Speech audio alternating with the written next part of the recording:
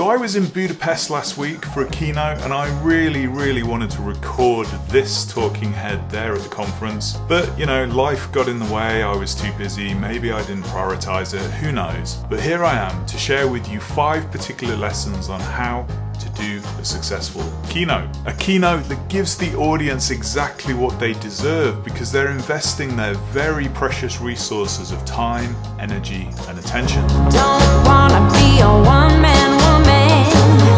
Got me stranded like a boat in the sand. Just the thought of not spreading my wings drives me crazy. Dressing up. Lesson number 1 is every keynote starts with an idea. Could be a spark in your notebook, a theme that just keeps returning to you, a story that just won't leave your head, something that you feel compelled to share. From there, you invest your time, your energy and attention to turn this idea into something valuable. You build a small activity set that outlines the kind of things you're going to need to do to bring this idea to fruition. We're talking research, sketching, doodling, playing with the idea, building the slides, writing the talk, rehearsing, all of the activity. You've got logistics, you've got organization, you've got all sorts of stuff that you need to do to turn this idea into something of value. We ship all of these individual parts that when they all come together at the end is when you're on the stage and you deliver the keynote that adds value to the audience. And if you're doing this as a business, something to generate revenue from, then you get the value from that when you get paid for delivering a great talk. It's a funnel from idea to value. And every creative act, even the activity of being creative for work, follows this same path.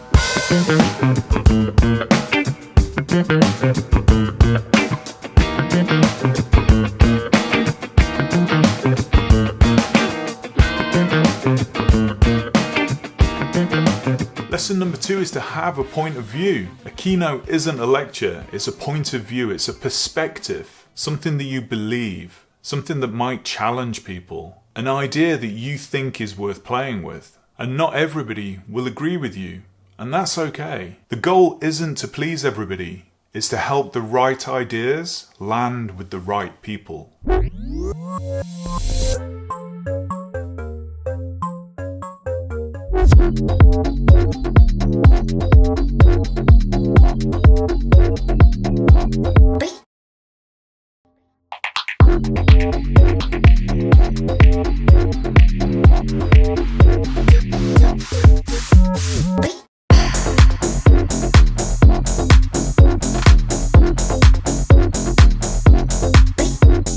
Lesson number 3 is to use stories. You see, facts inform, but stories connect. Stories help to make information memorable. They give shape to emotion, they give context to details, and they give meaning to insight. Every story has an arc. There's a beginning, a middle, and an end. There's a challenge that brings the character into the story and a series of events that they must navigate their way through. They get to a resolution at the end. But not only is that a classic story arc, but the characters themselves, they grow, they develop, they cultivate their skills, experience, insights, and wisdom through that journey. So when you're crafting a keynote, think in stories. So what moments can you share that will help people feel, that will help people see the message?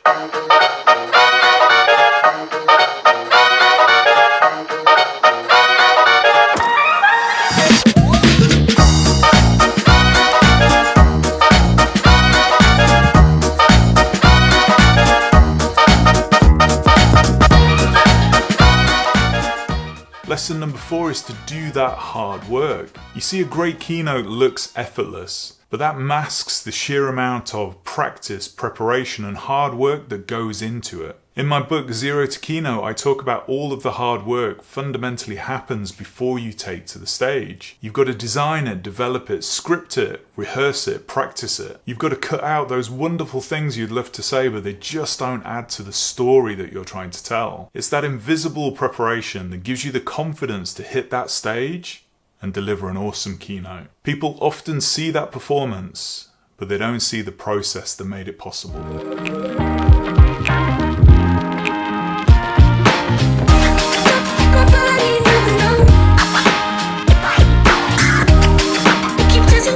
everybody does a lot of that.